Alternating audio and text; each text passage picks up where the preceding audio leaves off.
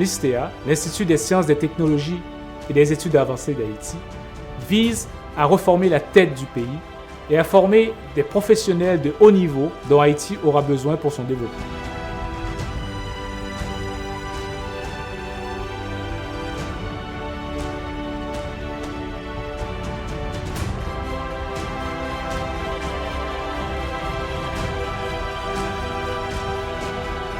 Depuis bientôt 8 ans, l'ISTEA accueille 350 étudiants, a plus de 200 professeurs bénévoles à travers le monde et a créé une vingtaine d'emplois administratifs et académiques. L'ISTEA est également présent dans 7 villes du pays, offrant des cours en mode virtuel et présentiel. L'ISTEA est également la seule université au pays habilitée à décerner des diplômes de maîtrise et de doctorat dans plus de 11 disciplines, allant de la maîtrise en gestion de projet au doctorat en droit.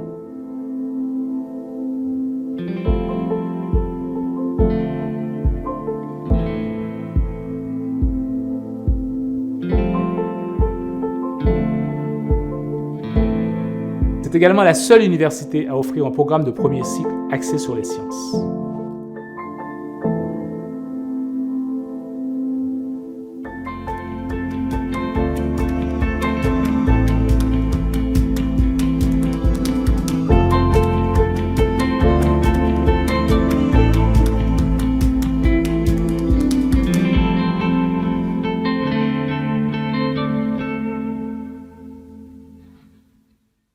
Je dis bonsoir à toutes et à tous.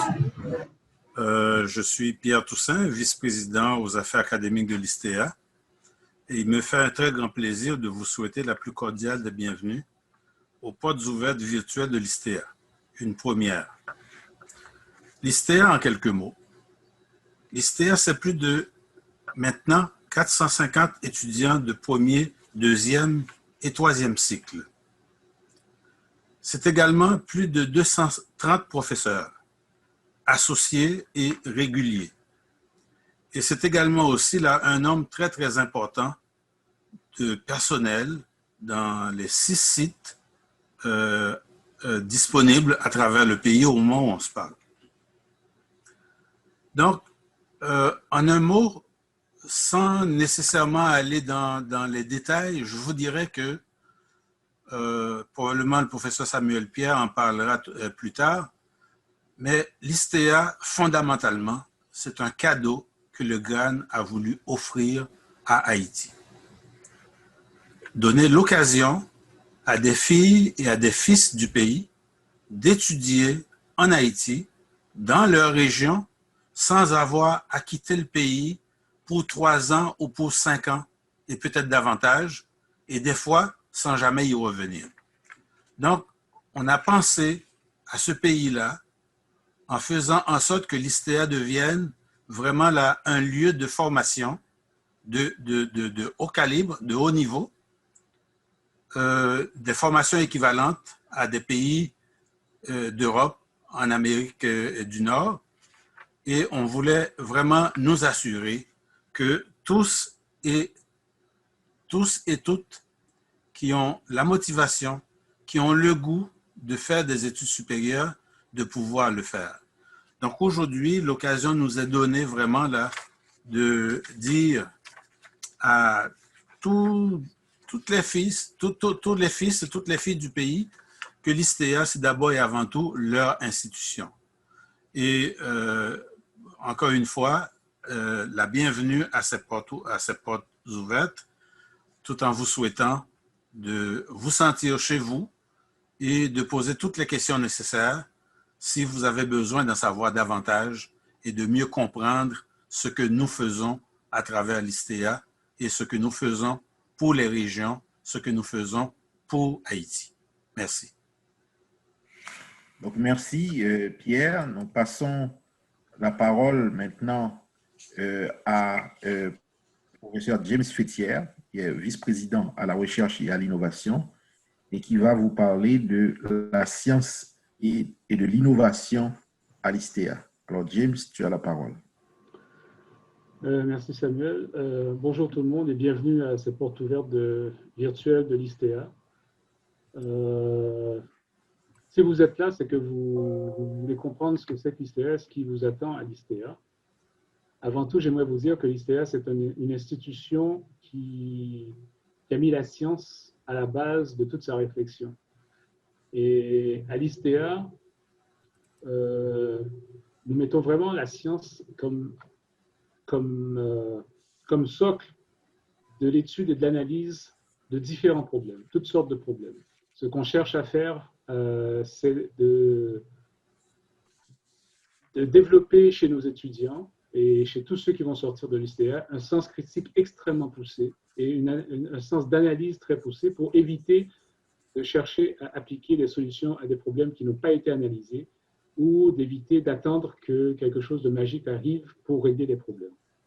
Donc à l'ISTEA, l'emphase est mise sur les sciences à tous les niveaux. Tout est une science. Tout ce qui fait votre vie, tout ce que vous voyez toute la journée, tout ce que vous expérimentez dans votre quotidien, il y a de la science derrière. Donc l'enseignement à l'ISTEA va vous permettre de voir ça et de comprendre le pourquoi. Donc à la direction de la recherche et de l'innovation, on met tout ce qui est nécessaire, on le met en place pour que la recherche puisse se faire à l'ISTEA. C'est-à-dire, ça veut dire de la recherche allant de la recherche en sciences de l'éducation pour comprendre les différents problèmes du système éducatif, jusqu'à la recherche en chimie pour comprendre les problèmes de l'eau en Haïti, les problèmes d'électricité en Haïti. Donc, et nous appliquons non seulement ces concepts à l'enseignement, mais nous vous montrons également comment cet enseignement peut vous servir à votre vie de tous les jours et comment cet enseignement peut vous permettre d'aller plus loin dans votre quotidien, dans votre démarche, que ce soit au niveau entrepreneurial, que ce soit au niveau de services publics. Donc, la recherche et l'innovation, c'est quelque chose d'extrêmement important à l'ISTEA et vous allez comprendre, si vous faites votre parcours avec nous, ce que ça veut dire et comment ça peut être appliqué à l'amélioration de votre vie, mais également au développement d'Haïti, à l'amélioration de la vie de tous nos frères et sœurs du pays. Donc, je crois que je vais arrêter là et je serai là pour répondre à vos questions.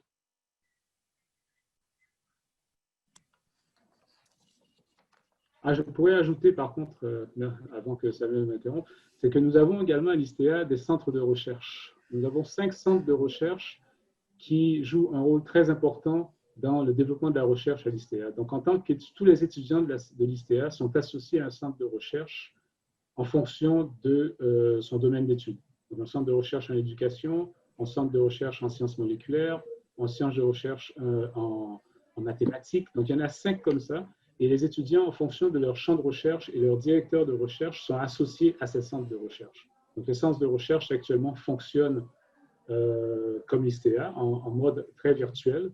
Mais au fur et à mesure que l'institution se développe physiquement, il y aura des centres de recherche qui seront établis où vous serez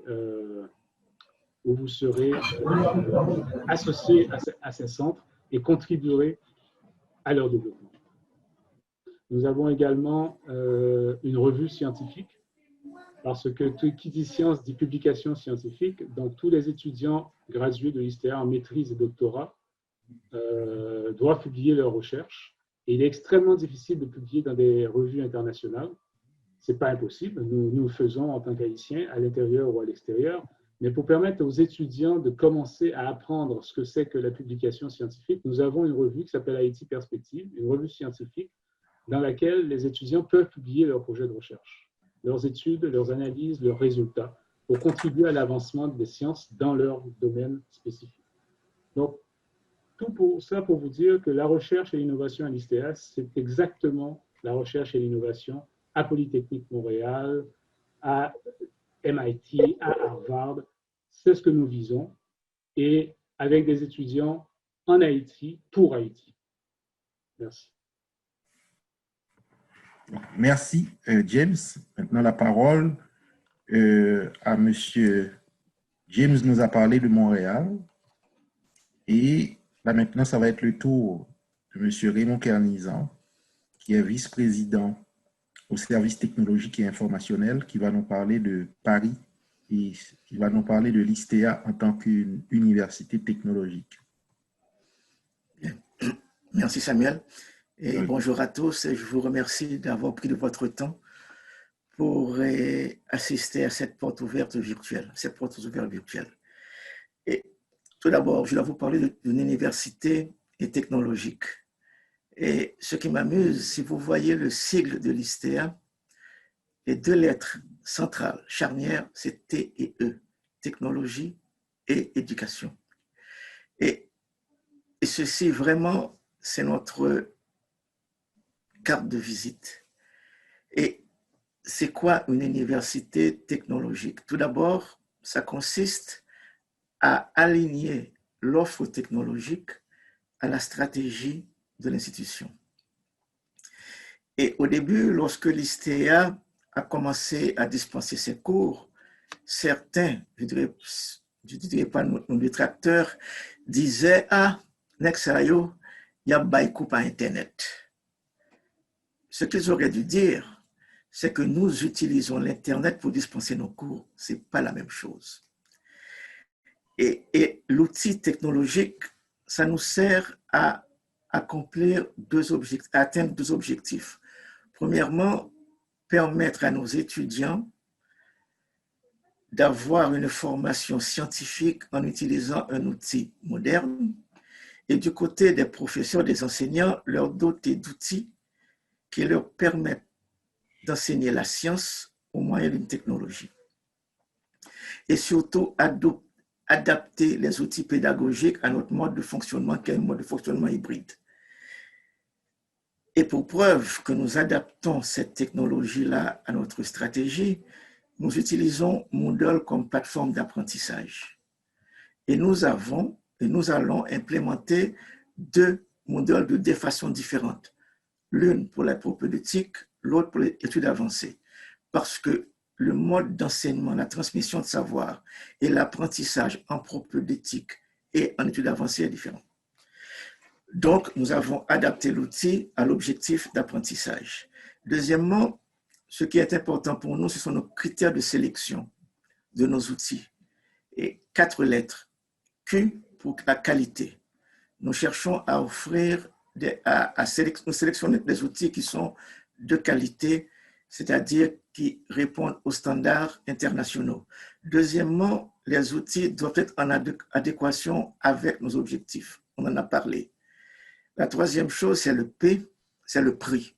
Il faut que ce soit quand même abordable, compte tenu de notre niveau de financement. Et en dernier lieu, je parlais d'adaptabilité parce qu'il faut que l'outil soit utilisable dans l'environnement haïtien qui n'est pas un environnement commun.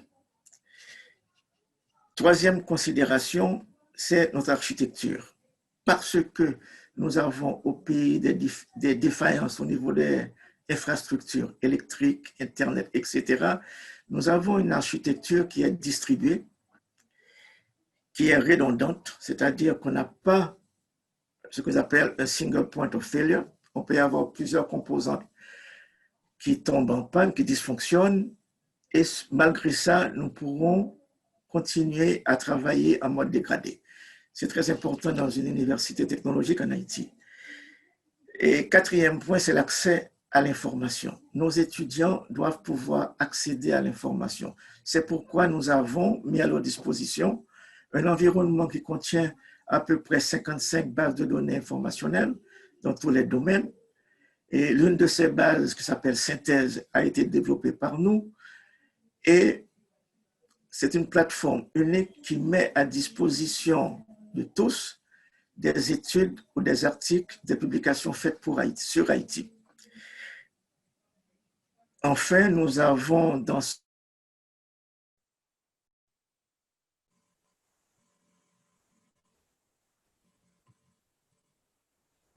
On a perdu un peu Raymond. 8 permanents et qui sont répartis un peu partout, ce qui nous permet de valoriser nos expériences et de mutualiser notre savoir. Voilà concrètement ce que nous essayons de faire dans notre université technologique. C'est tout ce que j'avais à dire, Samuel. Merci. Et puis, généralement, on dit que les cordonniers sont mal chaussés et nous essayons d'être un petit peu mieux chaussés en matière de technologie. Merci, Raymond. Maintenant, je demande à M. Arami Pierre, qui est le responsable de l'année propédeutique des études de licence et de diplôme d'ingénieur de prendre la parole. Et par la suite, ça va être M. Pierre Manfis au nom des étudiants, de l'Association des étudiantes et étudiants de l'ISTEA. Arami, ton micro est fermé. L'ordinateur est à mute plutôt. OK, ça va maintenant? Oui, ça va. OK. Je dis bonsoir à tout le monde, quel que soit l'endroit où vous vous trouvez. Je suis Arami Pierre, et maître d'enseignement à l'ISTEA, surtout pour le premier cycle, professeur de mathématiques. J'ai commencé, ça fait quelques semaines, j'ai commencé avec la première année, l'année propédeutique, avec les étudiants, à peu près une dizaine. On a fait l'expérience et malheureusement, ils ne sont pas là, ils peuvent vous dire combien on a été patient avec eux. On a pu, à partir de cette expérience, relever ce qu'on sait déjà, le problème qu'il y a déjà en Haïti, surtout dans la ville où je suis, les problèmes que les élèves rencontrent avec les mathématiques. Pas qu'ils ne peuvent pas faire de la mathématique, mais au du moins parce que les mathématiques, on leur présente les mathématiques abstraites, et puis la façon d'enseigner cette matière-là, on ne voit pas, ils ne voient pas encore leurs applications. Et bon, voilà pourquoi ils ont une certaine peur bleue des mathématiques. Donc, on a un défi à relever à l'ISTEA. On m'a confié cette tâche-là, une tâche qui est à la fois intéressante et puis en même temps, il faut relever ce défi. Aider nos étudiants, nos nouveaux étudiants à l'ISTEA à non pas aimer les mathématiques, mais voir leur importance. Ils vont finir par l'aimer une fois qu'on voit l'importance d'une matière. Normalement, en primaire, ça marchait bien parce que c'était une mathématique appliquée. Au niveau secondaire, on ne voyait pas encore les applications. Mais maintenant, à l'ISTEA, pour le premier cycle, c'est surtout sciences mathématiques, biologie mathématique, chimie mathématique, quelle que soit la matière, que ce soit biologie, chimie, informatique, bon, ils vont voir que les mathématiques constituent une science transversale. Donc, ils sont obligés d'apprendre les mathématiques. Et l'expérience que j'ai fait, que j'avais fait avec eux durant ces dernières semaines, j'ai suivi le cours de dynamique, le cours de physique. Et chaque fois que je vois qu'il y a un besoin mathématique, donc à côté, j'ai comblé ce besoin-là. Donc, à ce moment-là, les étudiants ont fini par comprendre, on commence à comprendre l'importance de la mathématique. Donc, moi, je vous assure que je vais faire tout ce qui est à mon pouvoir pour les aider à relever ce défi, pour les aider à voir l'utilité des mathématiques, et on va travailler en symbiose avec les professeurs de biologie, chimie et autres pour que normalement, et mathématiques, et physique, et chimie, et ça forme un package pour que finalement, qu'on ait des étudiants qui font de la science. Merci. Merci beaucoup, professeur Arami Pierre. Et je vais aussi passer la parole à M. Pierre Manfis, qui est ingénieur de formation et étudiant en maîtrise en génie des ressources hydriques à l'ISTEA. Il est le président par intérim de l'Association des étudiantes et des étudiants de l'ISTEA. Alors, Pierre Man, tu as la parole.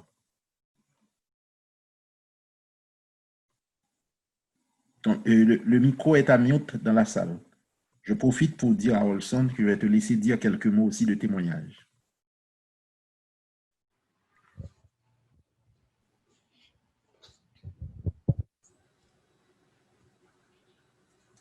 Oui, Pierre Man, ça va. Oui, merci beaucoup, docteur Samuel Pierre, de me donner la parole. Comme président AI de l'Association des étudiants et étudiantes de l'ISTEA. Donc, c'est un honneur pour nous. Je dirais c'est une fierté aussi de prendre la parole aujourd'hui à l'occasion de cette journée porte ouverte de l'ISTEA. Donc, mes premiers mots sont tout d'abord pour dire à tout le monde merci et bienvenue aussi donc, à cette journée porte ouverte à l'ISTEA. Et je veux aussi profiter de cette opportunité qui m'est offerte pour faire des témoignages en tant qu'étudiant à l'ISTEA en maîtrise et pour parler aussi au nom de toute l'association par rapport à tous les étudiants et étudiantes par rapport aux expériences qu'ils ont faites eux-mêmes. Moi-même, je dirais, quand je suis arrivé à l'ISTEA dans le cadre de mes études avancées en génie des ressources hydriques, j'ai été agréablement surpris quand je voyais la qualité de la prise en charge de la part de toute l'équipe dirigeante de l'ISTEA. Je fais cette expérience moi-même à l'ISTEA. Donc, quand on est étudiant, donc à l'ISTEA, on se sent pris en charge dès l'inscription, en passant par la période des cours, de préparation de mémoire ou de thèse. Si on est étudiant en maîtrise, donc là, on fait en mémoire. Et si on est étudiant donc en doctorat, on fait une thèse. Et aussi jusqu'à la cérémonie de collation des grades et même jusqu'au marché du travail. Donc, à l'ISTEA, que ce soit les membres du conseil d'administration, que ce soit aussi les professeurs et autres, donc tout le monde est à l'écoute des étudiants. J'ai aussi constaté que la qualité de formation qu'on donne à l'ISTEA, ça n'a rien à envier à aucune formation donnée dans les autres universités occidentales, dans la mesure où nous-mêmes à l'ISTEA, vous l'auriez compris, et moi-même j'ai fait l'expérience, nos professeurs sont de calibre international, c'est-à-dire des professeurs qui donnent des cours pour nous à l'ISTEA. Donc, j'ai fait l'expérience et toute l'association donc fait l'expérience et nos étudiants donc font l'expérience. Nos professeurs sont de calibre international, ils viennent de grandes universités occidentales et des grandes universités en Europe, des grandes universités nord-américaines, des universités de l'Afrique et d'Haïti. Si bien que l'ISTEA entretient de bons rapports avec ces universités à partir des protocoles d'accord signés. Et là, c'est un constat et c'est quelque chose, je dirais, qui est, c'est réel. C'est chaque année que l'ISTEA envoie une cohorte de stagiaires à l'étranger pour effectuer des recherches dans de grands laboratoires de recherche du monde, en particulier donc des recherches qui sont faites dans le laboratoire de l'École polytechnique Montréal. Donc, une autre expérience fondamentale que j'ai faite moi-même à l'ISTEA et toute l'association et tous les étudiants, donc toutes les personnes qui ont confié leur formation avancée à l'ISTEA ont fait aussi ce constat, cette expérience. Donc, quand on étudie à l'ISTEA, surtout quand on n'est pas trop stable au plan professionnel, et là, on a un boulot, soit à l'extérieur du pays ou encore dans des points reculés dans le pays, et qu'on est obligé de se déplacer souvent, soit à l'extérieur, bon, en fait, quel que soit donc, le lieu de l'emploi. Donc, l'avantage est que l'ISTEA est présent. Si vous êtes en Haïti, l'ISTEA est présent dans 6 villes du pays. Nous sommes à Port-au-Prince, nous sommes au Cap-Haïtien, nous sommes à Milo. Le siège principal ou social même de l'ISTEA, donc c'est à Milo, la 6e section communale de Génie-Paé, donc la cité du savoir. Donc nous sommes à Hinche, nous sommes à Jacmel, nous sommes au Caille, nous sommes à Saint-Marc. Bref, ce que je peux dire, où que vous soyez sur la terre, vous suivez, si vous êtes étudiant à l'ISTEA, vous allez avoir cette possibilité de suivre normalement vos cours à l'ISTEA. Vous allez pouvoir soumettre vos devoirs et vous allez avancer donc avec vos études sans difficulté. Donc, je vais terminer pour vous dire que l'ISTEA, en fait, surtout pour les invités, l'ISTEA vient cette année avec des études de premier cycle universitaire je cite rapidement, c'est licence en mathématiques et informatique, licence en mathématiques et statistiques, licence en mathématiques et physique, licence en biologie et physique, licence en biologie et chimie, licence en chimie et physique, alors diplôme d'ingénieur informatique et diplôme d'ingénieur civil. Donc les cours, je peux vous dire sans aucun risque de me tromper, sans aucune maille d'erreur, sans aucune ombre de doute, les cours sont dispensés par des professeurs de calibre international qui ont des hautes compétences, justement, et va être une grande première en Haïti d'avoir surtout des diplômes spécialisés dans ces domaines-là. Déjà, donc je vous dis merci d'inviter des personnes à s'inscrire à ces programmes. Et là, je dirais jusqu'à la première semaine de novembre prochain. Donc, vous pouvez justement donc inviter des personnes à s'inscrire à nos programmes. Et je termine et je vais finir pour dire le futur actuellement est en marche. Et c'est ici et maintenant que ça se passe, c'est à l'ISTEA. Je vous remercie énormément. Merci beaucoup, Pierre-Man, pour ta percutante allocution. Je vais maintenant passer la parole à Olson Italis, qui va nous parler à partir de Montréal. Et Olson, c'est un ingénieur diplômé de la Faculté des sciences de l'Université d'État d'Haïti, qui a fait sa maîtrise avec nous en génie informatique à l'ISTEA et qui présentement fait son doctorat avec moi à Polytechnique et à l'ISTEA. Donc, ça veut dire qu'il va avoir un diplôme de l'ISTEA et un diplôme de Polytechnique Montréal en génie informatique, mais c'est pour devenir professeur à l'ISTEA. Donc, pour l'instant, il est maître d'enseignement et dès qu'il termine sa thèse, il deviendra professeur de génie informatique. Donc, c'est la relève que nous sommes en train de préparer pour le pays. Parce que ce que nous sommes en train de faire, ce n'est pas pour nous. Parce que l'avenir est déjà, notre avenir est après nous. Donc, c'est pour la relève. Alors, Olson, tu as la parole. Merci, professeur. Bonjour à toutes et à tous. Et je pense que Pierre-Man l'a dit, c'est un honneur de pouvoir représenter ISTEA en étant un témoignage des bienfaits de cette institution. Et je pense parler de deux grands points. C'est d'abord ce qui m'a amené à l'ISTEA. J'ai une formation d'ingénieur électronicien à la Faculté des sciences de l'Université d'État d'Haïti. Et je voulais avoir une maîtrise. Et je voulais aller à l'étranger, mais quelqu'un m'a parlé de l'ISTEA, quelqu'un du GRAN. Et en regardant le site, les professeurs, même la description des cours, et je me dis, mais pourquoi devrait-on se rendre à l'étranger si on peut trouver ça ici en Haïti? Alors, je me suis inscrit et je n'étais pas déçu. Le haut niveau de l'enseignement avec des professeurs de grand calibre international. Et puis, en plus, il y a une prise en charge, une très bonne prise en charge.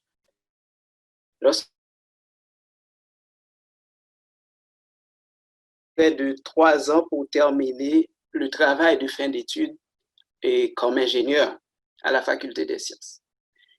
Et je me suis rendu compte que c'était tout simplement parce qu'il n'y avait pas une bonne prise en charge, que vous cherchez à sortir vous-même. L'un des responsables de la Faculté des sciences l'avait dit, il avait dit qu'il pense qu'il y a un problème sérieux dans la mesure où des étudiants qui sont de bons étudiants n'arrivent pas à s'en sortir. Voilà. Et ça, j'ai trouvé à l'ISTEA une excellente prise en charge où vous êtes obligé de travailler parce qu'on veut que vous travaillez et c'est pour votre bien. Ça m'a permis de terminer à temps ma mémoire. C'était la première chose. Mais de cette prise en charge aussi, je me suis rendu compte d'une recherche intensive d'opportunités pour les étudiants. Les responsables de l'ISTEA recherchent toute forme d'opportunité pour vous, étudiantes et étudiants. Je vous assure que si vous vous inscrivez à l'ISTEA, vous cherchez un centre d'enseignement, un centre d'études, et vous vous inscrivez à l'ISTEA, c'est vraiment pour votre bien. Une autre chose à considérer, c'est le fait que pour Haïti, une telle institution permet de former des professionnels et de chercheurs de haut niveau. C'est-à-dire, c'est en plus, comment on pourrait dire ça, un citoyen qui connaît son pays, qui connaît les problèmes de son pays et qui puisse s'attaquer à ces problèmes de façon méthodique. Donc, c'est tout ça à l'ISTEA. Je me suis rendu compte aussi que les responsables de l'ISTEA cherchent à trouver le bon côté de vous pour l'amplifier. C'est-à-dire, chacun d'entre nous, nous avons des défauts, nous avons des qualités. Il cherche à trouver ces qualités et à l'amplifier. Bon, ce faisant, ça va automatiquement prendre de la place et vous rendre une meilleure personne, être plus utile à la communauté, être plus utile à l'ISTEA. Le professeur Pierre l'a dit à la fin et en m'invitant, c'est pour l'avenir et c'est pas pour eux. Et ça aussi, c'est une philosophie qui m'a attiré. Je cherchais une école, j'ai trouvé une bonne école, mais ensuite, je me suis rendu compte que ce sont des gens qui ne travaillent pas pour eux-mêmes. Et à plusieurs amis où j'ai parlé de l'ISTEA, quand ils me demandent le coût, ils se disent « Ah, mais c'est cher. Hein. » Et la réponse que j'ai eue, je leur ai dit que si vous vous rendez au Canada ou aux États-Unis, le coût est environ 10 fois plus. Et ça, je ne compte pas le logement, la nourriture. Vous avez le même niveau d'enseignement, les mêmes professeurs pour un coût réduit. C'est vrai que ça paraît cher, mais c'est pas cher en réalité. C'est cher à cause du niveau du pays. Alors, je vous invite à faire cet effort si vous cherchez encore un centre pour étudier. Faire cet effort parce que vous aurez beaucoup plus d'avantages que vous ne l'auriez pensé. Merci.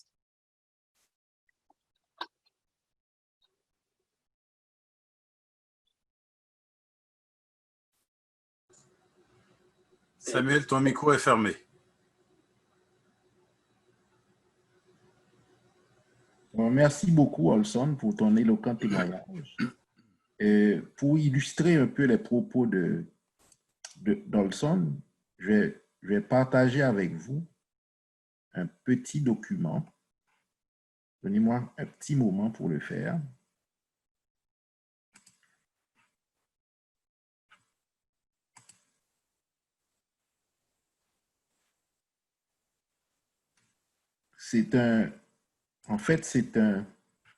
Ça fait partie, disons, des démarches que nous faisons sur une base régulière pour trouver des opportunités pour nos étudiants. Nos étudiants, d'abord, Olson, il était étudiant à la maîtrise en génie informatique et nous lui avons obtenu une bourse dans un programme qui s'appelle Futur Leader d'Amérique de Affaires mondiales Canada. C'est un programme qui supporte la mobilité étudiante. Donc, quand quelqu'un est inscrit dans une université de certains pays d'Amérique latine, dont Haïti, alors on peut, sur la base du mérite, j'insiste pour le dire, sur la base du mérite, accueillir des étudiants. C'est un concours qui est fait et on choisit les meilleurs. Et à peu près à chaque année, nous avons 5-6 de nos étudiants qui viennent au Canada pour une période de 5 mois avec une bourse d'affaires mondiales Canada. Et le montant de la bourse, c'est 10 000 $ canadiens qui supporte à peu près toutes les dépenses. Donc, Olson a profité d'une telle bourse pour faire un stage qui lui a permis de compléter son mémoire de maîtrise. Et par la suite, moi, je l'ai invité, cette fois-ci, comme mon étudiant de doctorat, avec le financement qui vient avec, pour toute la durée de son doctorat. Et il fait son doctorat pour devenir professeur. Parce que pour être professeur à l'ISTEA, il faut avoir son doctorat. Donc, il fait son doctorat en génie et il va devenir la relève. Et c'est un programme de relève que nous avons. Nous avons une autre étudiante, pour la nommer Marie-Caria Poyon, qui a à peu près la même trajectoire. C'est une femme. Eh bien, elle est en train de terminer sa maîtrise. Elle a le même parcours que Olson, faculté des sciences, diplôme d'ingénieur électronique, ISTEA, diplôme de génie informatique. Il termine sa maîtrise. Il a fait un stage le stage dure normalement 5 mois, mais Covid oblige. Elle était prise à Montréal. Donc, elle est arrivée en début novembre 2019 et elle est repartie vers la fin de juillet. Donc, ça veut dire plus que 8 mois de stage à Polytechnique. Et elle est déjà acceptée au doctorat. Donc, en janvier 2021, elle débute sa thèse de doctorat avec moi aussi. Et nous avons un autre étudiant en génie civil, ça c'est tout nouveau, qui est admis en génie civil. Il est dans la même discipline que Pierre-Mon. Il fait actuellement sa maîtrise à l'ISTEA en génie des ressources hydriques. Il a bénéficié d'une bourse Affaires mondiales Canada. Il a passé 8 mois à Montréal de stage et il vient d'être accepté pour janvier 2021 au doctorat en génie civil à Polytechnique, avec un professeur qui est professeur Moussanji Fouamba, qui est professeur en génie civil à Polytechnique, professeur à l'ISTEA, et qui fait chaque année 1 ou 2 voyages en Haïti pour dispenser des cours à l'ISTEA et pour travailler dans la Cité du Savoir.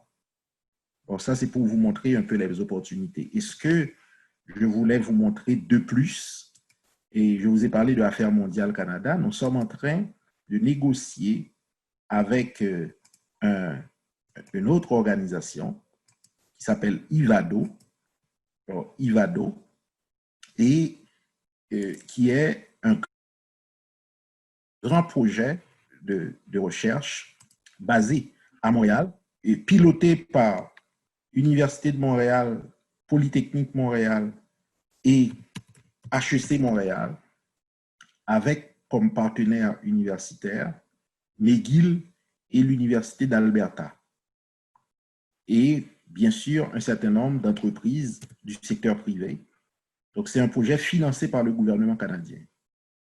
Donc, ça, c'est pour IVADO. Et l'entente que nous sommes en train de signer avec eux, c'est une entente de partenariat pour que IVADO accueille des étudiants de l'ISTEA en stage selon la même formule que Affaires mondiales Canada. Alors ça, on est en train de le définir, donc je vous en donne, donc ça c'est l'ébauche de contrat qu'on est en train de signer, donc partenariat entre l'ISTEA et IVADO. Alors vous pouvez voir, afin de développer des collaborations internationales et de soutenir la recherche et la relève haïtienne en sciences des données, c'est dans les sciences des données, qui est très à la mode aujourd'hui. Donc IVADO, c'est un projet basé sur la science des données et l'intelligence numérique. Intelligence artificielle, intelligence numérique. Donc, IVADO a développé un partenariat de 2 ans avec possibilité de renouvellement avec l'Institut des sciences, des technologies et des études avancées d'Haïti. À travers ce partenariat, IVADO offrira des bourses à des étudiants à la maîtrise ou au doctorat de l'ISTEA pour leur permettre de réaliser des stages de recherche auprès de la communauté IVADO. Et les éléments clés de cette entente de 2 ans, donc 2021 à 2023, avec possibilité de renouvellement avec l'ISTEA, un maximum de 4 bourses de $10 000 par année, donc ça fait 40 000 par année, intégralement financées par IVADO par an. Le nombre de bourses peut légèrement varier, donc ça veut dire qu'il peut y avoir un 5e si les fonds le justifient. Ces bourses ne peuvent couvrir que des frais de subsistance, nourriture, hébergement et placement. Ça veut dire qu'il n'y a pas de frais de scolarité. En général, nous avons des ententes avec les universités. Quand un étudiant de l'ISTEA vient en stage, l'étudiant ne paye pas des frais pour faire son stage, compte tenu du fait qu'il y a une entente formelle signée entre l'ISTEA et Polytechnique pour accueillir des stagiaires. Donc, c'est des stages de 6 mois. Ensuite, il y a une présélection qui est faite par l'ISTEA, basée sur le mérite. Vous voyez, il y a des critères. Nombre réduit de candidats tout en respectant les critères d'admissibilité IVADO. Sélection paritaire, autant d'hommes que de femmes. Les étudiants doivent être inscrits dans un programme en intelligence numérique, sciences des données, recherche opérationnelle, intelligence artificielle.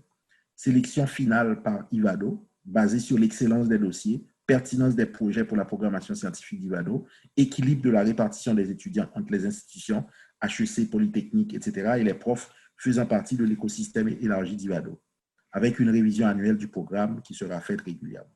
Donc ça, c'est le texte, donc je vous fais grâce des détails, et ça vous donne une idée et des initiatives qui sont prises pour que nous trouvions des opportunités à nos étudiants. En fait, ce que nous voulons faire, nous voulons d'abord dépister les talents. Et ça, c'est très important pour nous. Je l'ai déjà dit dans un autre forum, Haïti, c'est un grand exportateur de talents. Donc, il y a des talents en Haïti, mais on ne sait pas les identifier. Je vais vous confier une chose. Il y a beaucoup de personnes qui sont en Haïti, qui ont une intelligence particulière, mais notre système éducatif est incapable de les identifier. Parce que ça prend une forme particulière d'intelligence pour détecter de l'intelligence. Ça prend une forme particulière d'intelligence. Quelqu'un qui est intelligent peut détecter quelqu'un qui est intelligent. Mais l'inverse n'est pas facile à faire. Quelqu'un qui n'est pas intelligent ne peut pas détecter quelqu'un qui est intelligent. Et ce que je note, et ça je vous le dis comme étant un constat profond que j'ai fait, en Haïti, on a du mal à identifier les personnes qui ont des talents. Très souvent, on se base sur la moyenne des gens. On dit, ah, à l'école, monsieur fort, monsieur fait la moyenne. Ça ne veut rien dire. Et a posteriori, quand on regarde, et ça je vous le dis comme un point de vérité, et qui devrait guider vos actions. A posteriori, quand quelqu'un a été premier de classe, je n'ai pas de problème quand tu es premier de classe, moi aussi j'étais premier de classe. Ce qu'il faut voir, sur une période de 5 ans, de 10 ans, de 20 ans, sur 25 ans, quand on projette cette personne dans le temps, qu'est devenue cette personne? Qu'est devenue cette personne? Qu'est-ce qu'il a pu faire pour lui-même, pour sa famille, pour sa région, pour son pays, pour l'humanité? Et c'est à cette grille-là qu'on évalue l'intelligence. Alors, je connais des personnes qui ont 60 ans et qui disent « Ah, me fort l'école ». Alors, j'ai le goût de dire à ces personnes, qu'est-ce que vous avez fait de ça? Quelle est la trace de cette intelligence que vous avez laissée? C'est l'aune véritable à laquelle on mesure l'intelligence de quelqu'un. Qu'est-ce que vous avez pu faire de votre temps? On peut vous faire un crédit. Si vous avez 20 ans, vous me dites que vous êtes premier de classe, je vais dire que vous êtes prometteur. Si vous avez 30 ans, vous me dites que vous êtes sorti lauréat de votre promotion, je vais vous faire un crédit à l'effet que vous allez devenir un professionnel performant avec de l'impact sur ton domaine, sur ta profession, sur ton métier, sur ta société, sur ton pays, sur l'humanité. Mais quand tu arrives à 55, 60, on ne peut plus parler de potentiel. S'il y en avait un, il faut le voir. Il faut que le potentiel soit réalisé. Si vous me dites que vous étiez premier de classe, il faut voir ce que vous avez fait avec ça. Et c'est ça qui nous manque dans le pays. Nous avons besoin de détecter des talents de façon à les mettre dans les meilleures conditions possibles pour qu'ils puissent servir au plus haut point la société. Parce qu'on le fait selon ce que l'on appelle l'idéal républicain. L'idéal républicain, ce que ça dit que nous allons dépister les meilleurs talents qui existent dans la société, nous allons les motiver, nous allons les stimuler, nous allons les soutenir, nous allons les encourager pour que ces talents-là puissent être mis au service de la société dans son ensemble. Alors, c'est ça l'idéal républicain. Ça veut dire qu'il y a un devoir de responsabilité de la part de ces personnes qui auraient été dépistées comme talentueux. Et ce devoir de responsabilité, c'est que ces personnes-là puissent mettre leur talent au service de la société pour faire avancer la société.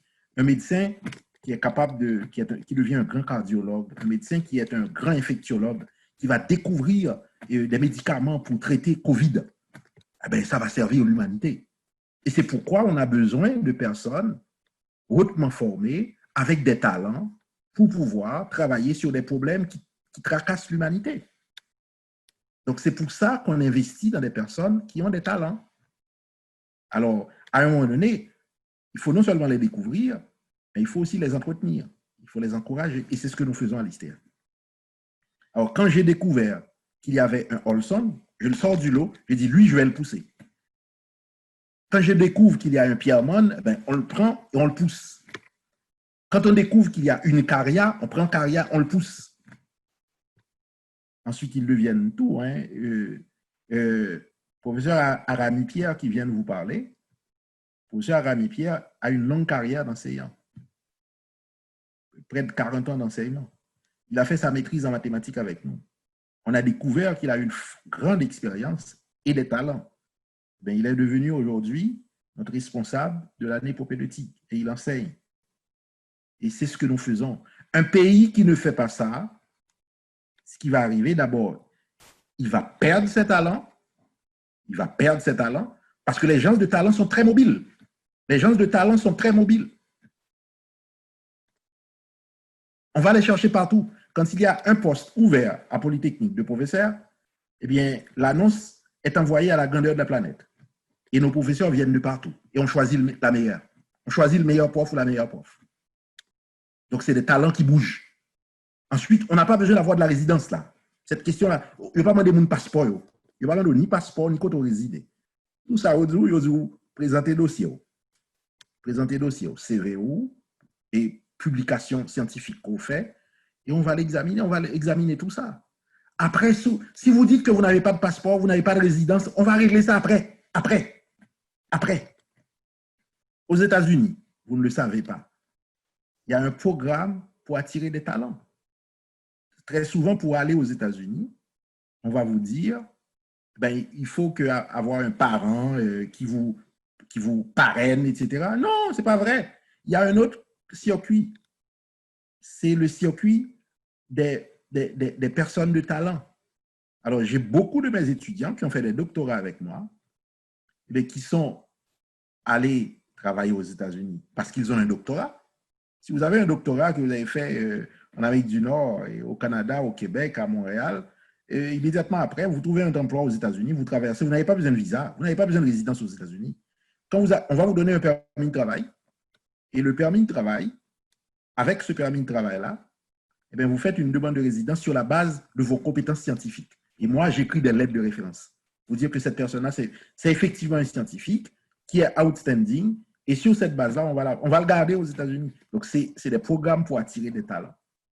Donc, ce qu'il faut faire, c'est d'abord d'identifier les talents, mais surtout, faire en sorte que ces talents puissent servir Haïti. Et pour qu'ils puissent servir Haïti, ça prend deux choses. Ça prend qu'en parallèle à la formation qu'on offre, il faut également un programme de reconnaissance du mérite, de façon à pouvoir faire savoir à ces personnes qu'ils ont été choisis, qu'ils ont des talents, qu'ils doivent entretenir ces talents, qu'il faut les développer et surtout les mettre au service de la collectivité. Et la collectivité qui nous intéresse, c'est la collectivité d'Haïti. Évidemment, pour le faire, il faut aussi travailler à améliorer le bien-être matériel des personnes. Il faut qu'ils aient un emploi stable. Il faut qu'ils aient le meilleur salaire possible.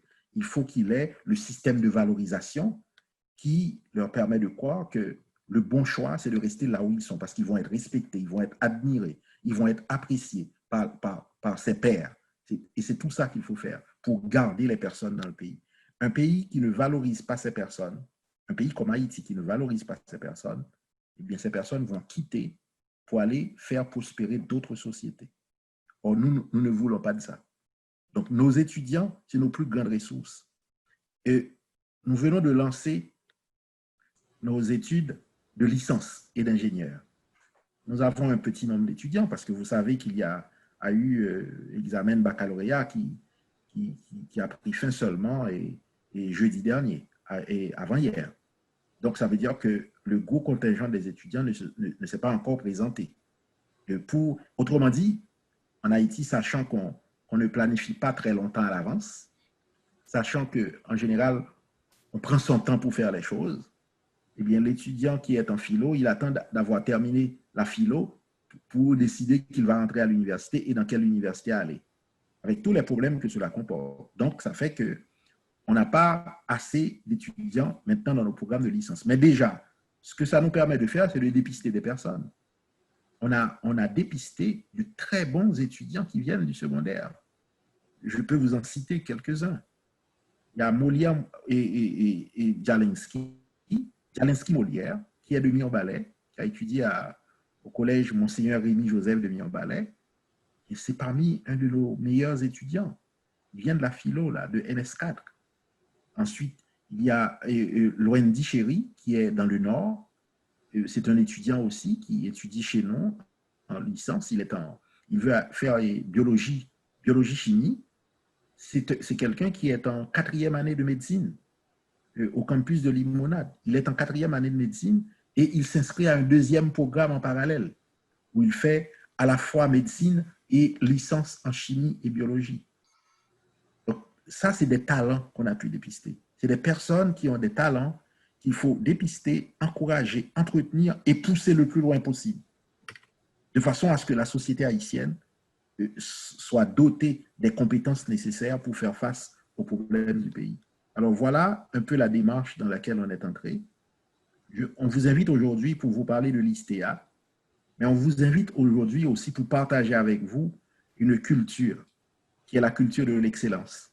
Mais ce n'est pas une excellence et pour marcher de tous côtés au Sénèque fort, et que parce qu'au Sénèque fort, il faut avoir toute bagaille qui gagne. Non. C'est une culture d'excellence qui vient avec aussi une culture de responsabilité. C'est une excellence qui doit être au service du bien commun. Pas une excellence pour s'enrichir personnellement aux dépens des autres. Pour aller fourrer mon yo, pour faire un mascob, pour courir à le faire cob parce qu'on soi-disant plus intelligent passé et on va le faire cob parce que intelligent. Non, ce n'est pas de ça qu'il est question. Les personnes qui sont à l'ISTEA, les personnes qui vous ont parlé aujourd'hui, ce sont tous des personnes excellentes, mais ils donnent de leur temps, bénévolement, pour former de la meilleure façon possible la jeunesse haïtienne. Ils donnent de leur temps sans se faire payer, sans demander une rémunération. Et c'est de cette excellence qu'il est question. Ce n'est pas d'une excellence qui fait de vous des ayants droit. C'est une excellence qui vous donne une dimension d'humanité qui fait en sorte que le sens de la vie se prend à l'échelle de l'utilité sociale que vous pouvez avoir que par l'échelle des moyens financiers que vous pouvez accumuler. Alors, c'est de cette excellence-là que l'on veut vous transmettre à l'ISTEA. Alors, nous avons nos programmes de cycle supérieur. Donc, mes prédécesseurs en ont parlé largement. Et nous avons nos nouveaux programmes de premier cycle. Pourquoi des programmes de premier cycle? Au départ, l'ISTEA a été créé, comme son nom l'indique, pour faire de la formation de haut niveau. On voulait former les scientifiques de demain. 1000 scientifiques pour Haïti. Parce que Haïti a un grand déficit de scientifiques. Et nous avons constaté, chemin faisant, après 7 ans de fonctionnement, que le vivier d'où l'on puisait nos étudiants n'était pas assez fécond. Il n'y a pas assez de personnes bien formées. Il y en a quelques-uns, mais pas assez à notre goût. Et on a même découvert, en faisant nos recherches, que les programmes de sciences n'existent pas vraiment en Haïti. N'existent pas vraiment en Haïti. Il y a l'école normale supérieure qui en forme, mais qui forme des enseignants avant tout. L'école normale supérieure ne forme pas des scientifiques. Quelqu'un qui est allé à l'école normale supérieure et qui a fait les maths, fait les maths pour aller l'enseigner. Quelqu'un qui a fait physique, fait la physique pour aller l'enseigner. Quelqu'un qui aurait fait biologie, fait la biologie pour aller l'enseigner. Parce que la mission de l'école normale supérieure, c'est de former des enseignants. Or, nous croyons qu'il faut former de vrais scientifiques. Si on veut former un chimiste, ce n'est pas un enseignant de chimie. Un physicien, ce n'est pas un enseignant de physique. Donc, la formation n'est pas la même. Dans une formation à l'école normale supérieure, il faut faire de la pédagogie de la matière. Par contre, si vous allez dans un programme de physique ou de chimie, vous n'allez pas faire de la pédagogie. Vous allez faire la science qui s'appelle physique, vous allez faire la science qui s'appelle chimie. Or, en Haïti, quand on a fait le décompte, on va à l'école normale supérieure, on va trouver des programmes d'enseignants de sciences. On va à la faculté des sciences, il y a un programme de licence en chimie. Et je crois qu'il y a une autre école qui est de Malval, un certain Malval, qui offre un programme de chimie aussi, mais de 2 ans. Ça veut dire presque la moitié d'un diplôme de licence. Voilà ce qu'on a trouvé dans le milieu comme programme de sciences. De sorte que quelqu'un qui voudrait devenir un grand biologiste, en Haïti, il n'y a aucune formation de premier cycle qui peut vous accueillir. Si vous voulez devenir un grand physicien, il n'y a aucune formation qui va vous aider à devenir ce grand physicien-là. Si vous voulez devenir un grand mathématicien, il n'y en a pas non plus. Il n'y en a pas non plus. Vous pouvez devenir un enseignant de mathématiques en allant à l'école normale supérieure, mais vous ne devenez pas un mathématicien. On ne vous a pas formé pour ça. Alors, c'est ça que nous offrons dans nos programmes de licence. Donc, licence en mathématiques, licence en mathématiques informatiques. Personnellement, j'ai fait une licence, l'équivalent d'une licence en mathématiques et informatique. C'est une solide formation en informatique, mais avec des fondements mathématiques. Ensuite, nous avons mathématiques physiques, on combine les deux. Et après, on combine biologie physique, biologie chimie, et après, on combine chimie physique. Ça vous donne des formations bidisciplinaires, profondément disciplinaires, parce que vous faites de la vraie science physique, chimie, etc. Et ça vous permet d'avoir une meilleure formation pour aller faire une maîtrise dans le domaine. Donc là, le vivier qui nous manquait pour alimenter nos programmes de cycle supérieur, eh bien, de cette manière-là, on a créé ce vivier-là à partir de nos programmes de premier cycle. Maintenant, ça ne suffit pas. Il y a un plaidoyer à faire sur la place publique. Aujourd'hui, en Haïti, nos jeunes sont désœuvrés. Nos jeunes terminent leurs études et ils ont du mal à trouver leur voie. Ils ont du mal à trouver un emploi. Ils ont du mal à se donner de la perspective.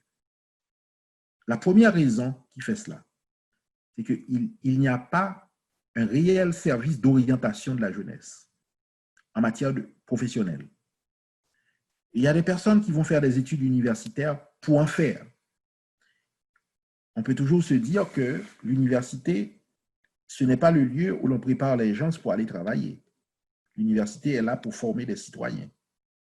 Donc, indépendamment des perspectives d'emploi qu'offre un domaine d'études, il faut qu'il y ait des personnes qui investissent tous les champs de recherche, tous les champs d'études, en passant par la philosophie, en passant par les sciences sociales, en passant par l'ethnologie. Mais une fois qu'on a dit ça, il y a une autre réalité qui nous rattrape. Cette réalité, c'est celle de l'emploi, c'est celle de la mobilité sociale, c'est celle de l'amélioration des conditions de vie.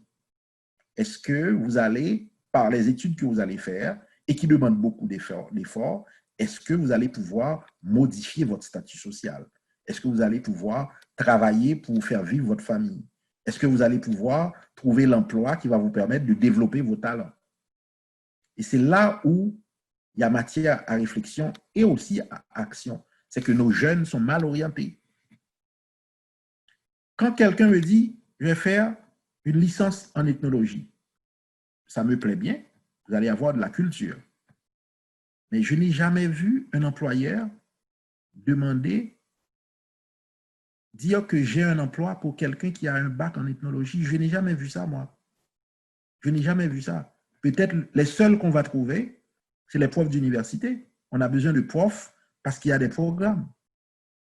Donc, s'il y a un programme en ethnologie et il y a des personnes qui viennent là-dedans, on va embaucher des profs. Maintenant, les profs qui forment les gens, pour quel marché ils forment-ils? On pourra toujours rétorquer que l'université n'est pas là pour former les gens pour le marché. L'université est là pour former les gens pour la société. Mais ce beau discours-là, en rétrospective, ne fait pas l'affaire des jeunes qui, après avoir tapé 4-5 ans d'université, n'arrivent pas à se trouver un boulot. Ils vont dire, effectivement, j'ai été formé pour la société, sauf que la société est incapable de m'employer. Et là, ça donne lieu à toutes sortes de frustrations. Des jeunes qui sont formés, qui n'ont pas d'emploi, qui deviennent frustrés contre la société. Chaque occasion gagne à le mettre du feu. Allez demander à quelqu'un qui gagne bien sa vie par sa profession d'aller mettre le feu. Allez demander ça. La personne ne va pas vous suivre. Mais quand on prend un jeune qui a fait l'effort d'aller à l'école, qui a pu avoir un diplôme, après qui n'a pas se trouver un travail, ben il peut mettre le feu partout. Il peut mettre le feu partout. Alors c'est de ça qu'il est question quand il s'agit d'orientation. Oui, on a besoin de personnes en ethnologie, mais on n'en a pas besoin d'autant. Alors, quelles sont les perspectives que l'on offre à notre jeunesse? Nous, on leur dit, il y a des métiers de science, il y a des métiers d'avenir. Alors, l'ISTEA vous donne l'opportunité d'investir ces métiers d'avenir. On a fait le plaidoyer pour dire, voilà, qu'est-ce qu'on peut faire avec une bonne formation en mathématiques, une bonne formation en statistiques, une bonne formation en informatique, une bonne formation en biologie, une bonne formation en chimie, une bonne formation en physique. Il y a plein de nouveaux métiers qui gravitent autour de ça. Plein de nouveaux métiers. Donc, investissez ces champs-là. Nous sommes là pour éclairer la voie pour vous. Alors, c'est à cela qu'on vous invite en venant à l'ISTEA, de sortir des sentiers battus, de laisser, disons, ce courant très traditionnaliste qui consiste à dire « je vais à l'université pour aller à l'université ». Non, on ne va pas à l'université pour aller à l'université. Quelqu'un qui a fait l'université doit avoir une meilleure vie que quelqu'un qui ne l'a pas fait. Et c'est ce qu'on constate dans le monde entier.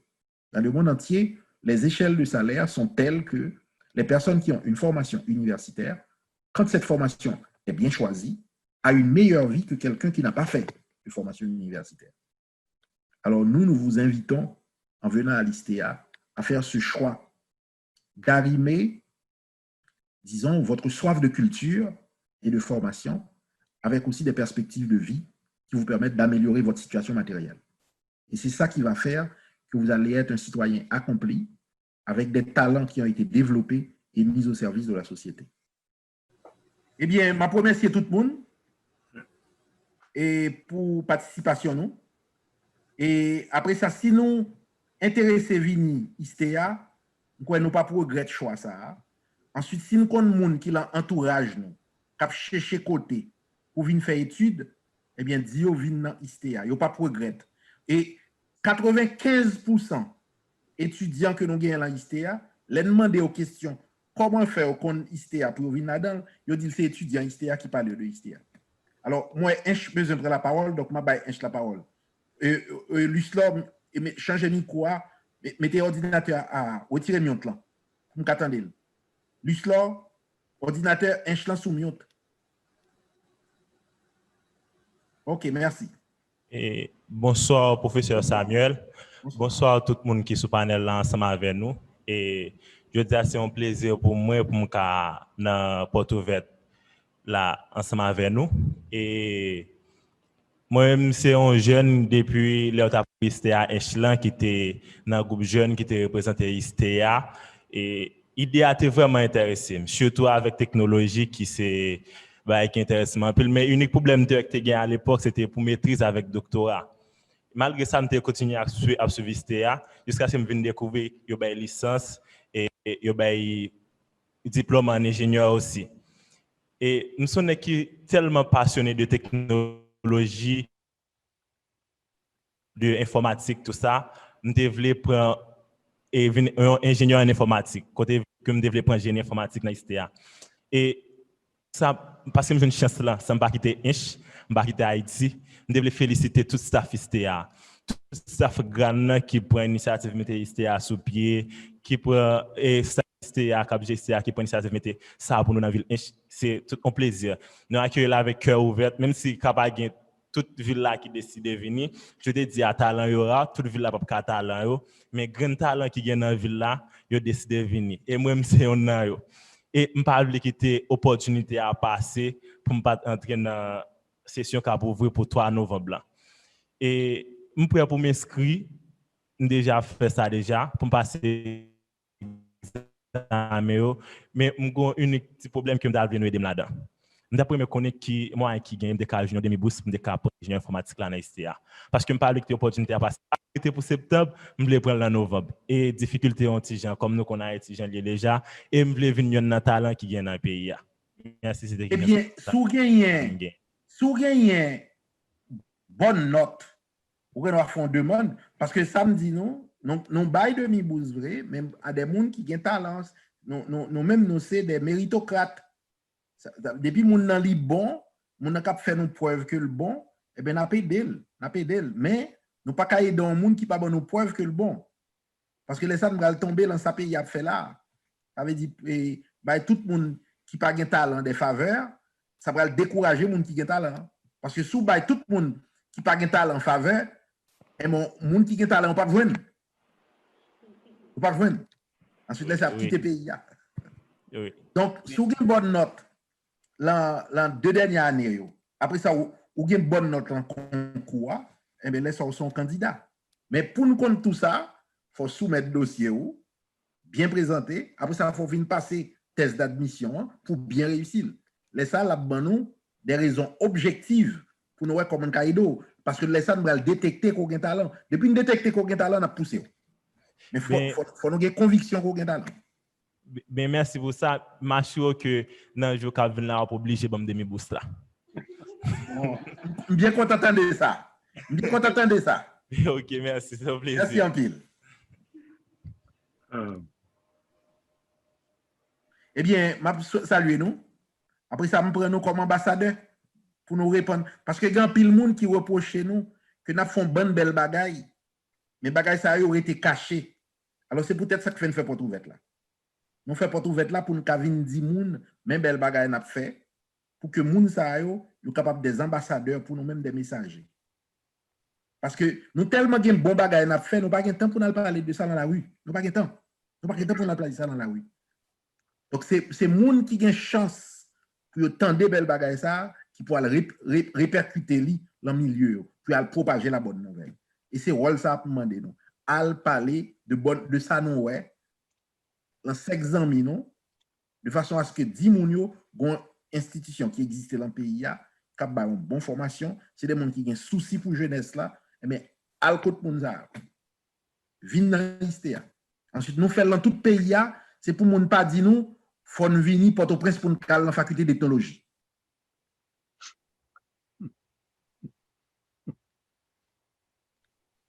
Donc merci en pile.